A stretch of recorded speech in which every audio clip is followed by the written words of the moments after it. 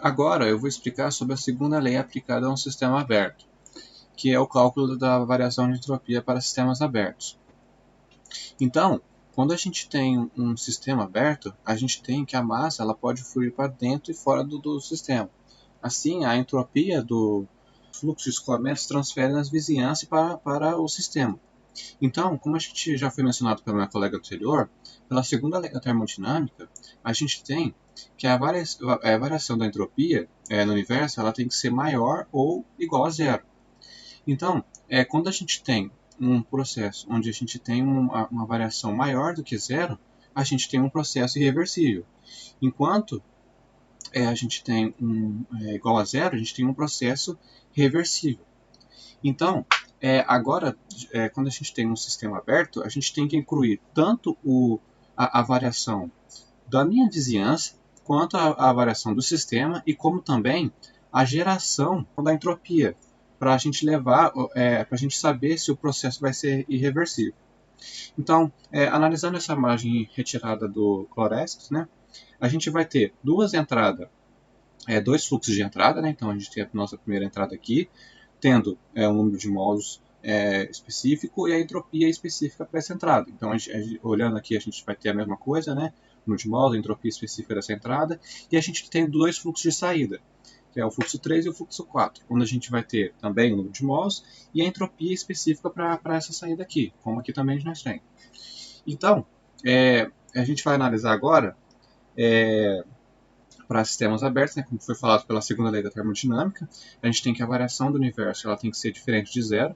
Agora, fazendo isso para sistemas abertos, a gente tem que a gente vai considerar agora a variação do sistema, a entropia, né, a variação do sistema, mais a variação do sistema na vizinhança. Ela tem que ser maior ou diferente de zero. Mas agora, como a gente está trabalhando com fluxo de entrada e saída, a gente vai ter que dividir todos esses componentes pelo tempo e levar esse tempo tendendo ao zero. E aí a gente vai obter essa equação aqui, que a gente vai chamar de equação X, que ela vai ser usada daqui para frente. Então, quando a gente tem um sistema estacionário, a gente tem que a geração de entropia ela vai ser igual a zero. Então, com a equação X aqui, a gente vai eliminar esse termo aqui, certo? Porque para estacionário a gente vai ter que a variação vai ser igual a zero do sistema. Então, agora a gente vai analisar a variável da vizinhança, essa variável aqui. Quando a gente analisa essa variável, a gente encontra essa equação aqui. O que é? A gente tem que o calor, ela vai ser o calor trocado, né? Com a temperatura do ambiente, e a gente vai ter o fluxo de saída e o fluxo de entrada. Tendo que esse fluxo de saída ele vai ser um específico para cada saída e um fluxo e uma entropia de entrada para cada coisa, como eu falei aqui anteriormente, né? Cada um tem a sua entropia específica. Então, como a gente aqui é igual a zero, substituindo na equação x aqui, então a gente vai ter que a equação vai ser escrita dessa maneira aqui, sendo o somatório do mols vezes a entropia menos o somatório do mols de entrada com vezes a entropia menos o calor gerado dividido pela temperatura da vizinhança. E tudo isso tem que ser maior ou igual a zero, sendo maior que zero um sistema irreversível e igual a zero a gente tem um processo reversível. Então a gente vai chamar isso de equação Y. Caso a gente tenha um fluxo de entrada igual a saída, a gente pode fazer uma manipulação matemática e encontrar essa equação aqui. Então aqui a gente tem que o fluxo de entrada e saída vão ser iguais, então a gente pode deixar desse jeito aqui. Agora, para a gente escrever, tem outra forma de escrever, que é quando é a forma diferencial. Então, na forma diferencial, a gente escreve, essa equação a gente escreve desse jeito aqui, certo? Agora, a gente vai ver para sistemas que não for estacionário, ou seja, a gente vai ter a geração de entropia no sistema. Então, essa é a geração de entropia no sistema. Então, utilizando a equação x, né, novamente, a gente não vai poder considerar esse componente aqui da nossa equação igual a zero. Então, a gente vai substituir isso aqui e utilizando os mesmos conceitos já explicados com não estacionário, da vizinhança. Então, substituindo tudo aqui, a gente vai ter essa equação. Então, essa equação vai ser a equação para sistemas não estacionários, onde a gente vai ter a geração de entropia, né? E isso aqui é a componente da vizinhança, né? Como foi explicado anteriormente. Então, agora a gente vai ver um exemplo retirado do livro do Termodinâmica do Smith, que fala que um processo de escoamento em estado estacionário, a informação importante, 1 mol por segundo de ar a 600 Kelvin, a 1 atm é continuamente misturado com 2 mols de ar a 450 Kelvin, a 1 atm. A corrente do produto está a 400 Kelvin a 1 atm. A representação esquematizada está na figura abaixo aqui. Então a gente tem uma entrada, né, duas entradas, sendo uma com mol aqui, e a gente vai ter, nessa entrada aqui a gente tem 600 Kelvin, e aqui a gente tem 400 Kelvins. Então, fazendo um balanço de massa, a gente tem que a saída vai ser igual a 3. E aqui ele falou que a temperatura é 400 Kelvin. Uma informação importante que eu até deixei grifado, que todos, a gente está trabalhando, todos a 1 atm, ou seja, a gente vai ter um processo a temperatura, a pressão constante, né? Então, aí o que ele quer? Determine a taxa de transferência de calor e taxa de geração de entropia para o processo e considere um gás ideal com um CP disso aqui e uma vizinhança de 300 Kelvin e a variação da energia cinética e da potencial tem que ser desprezível. Então, a gente tem que a entrada é A e B e aqui é uma saída que não deu uma letra. Então, vamos lá fazer a resolução dessa questão.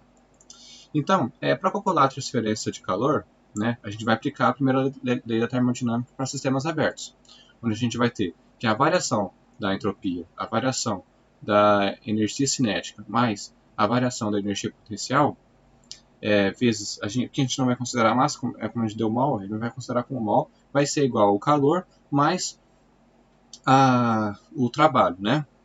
Como ele falou que é para desprezar a energia cinética e a energia potencial, a gente vai cortar esses termos aqui. E como o exercício não fala nada sobre expansão ou compressão, a gente tem que o trabalho também vai ser igual a zero, como não houve esses fatores. Então, a nossa equação vai ficar só com a variação da entropia igual ao calor. Então, como eu falei aqui, né? Então, a gente vai ter que a nossa equação ela vai ser escrita como calor vezes a variação da entropia. Então, fazendo uma manipulação matemática, a gente encontra esse aqui, mas a gente não tem informação da entropia. Aí a gente vai ter que usar uma relação do CP, que ele deu o CP, onde ele fala que o CP ele pode ser definido como a derivada parcial da entropia é a variação da temperatura. Isso a pressão constante. Como foi falado anteriormente, todos estão trabalhando com ATM, então a gente tem uma pressão constante. E aí a gente pode escrever como a variação da entropia é igual a CP vezes a variação da temperatura. Então a gente pode reescrever essa equação aqui como isso aqui. Então a gente tem que NaCP é igual a T da saída, menos o T de A, mais NB, vezes CP, a temperatura de saída, menos a temperatura de B. Fazendo a manipulação matemática, a gente vai ter a gente vai encontrar isso, e aí se a gente substituir os valores, né, CP é 7 sobre 2 vezes o R, né, que é a constante, vezes o mol, aí a gente tem aqui o mol da entrada de A, temperatura de saída menos a temperatura de A, mais o fluxo de mols de B e a temperatura de saída menos a temperatura de B. E a gente vai encontrar que é um calor de menos 8,72, 8.729,7 joules por segundo, por segundo, né? Dividido por segundo. Como a gente está trabalhando com fluxo. E aí, agora, ele fez uma outra pergunta, né? Que é agora para encontrar a taxa de geração de entropia, né? A taxa de geração de entropia nada mais é do que esse termo aqui. Então, deixando em relação a essa variável, a gente vai ter essa equação aqui, certo? Então, a gente tem aqui a saída menos a entrada aqui. O fator do calor, que a gente achou na questão anterior, e a temperatura da vizinhança. Então, fazendo uma manipulação matemática, a gente pode definir essa equação assim. Mas a gente não tem esses valores aqui. Então, a gente pode usar uma relação entre a variação de entropia com o CP novamente. Então, a gente tem que a variação de S, de entropia, pode ser CP igual a ln da temperatura final menos a temperatura inicial. Então, escrevendo isso aqui novamente, a gente vai ter que a gente vai substituir esse termo aqui, né, do SA, e a gente vai ter essas componentes aqui. Fazendo a manipulação matemática, a gente vai ter CP é igual a o fluxo de mol vezes Ln da temperatura final menos a temperatura de A, mais o fluxo de mol de B vezes Ln da temperatura final vezes Tp de B. E o fluxo de calor dividido pela temperatura do sistema.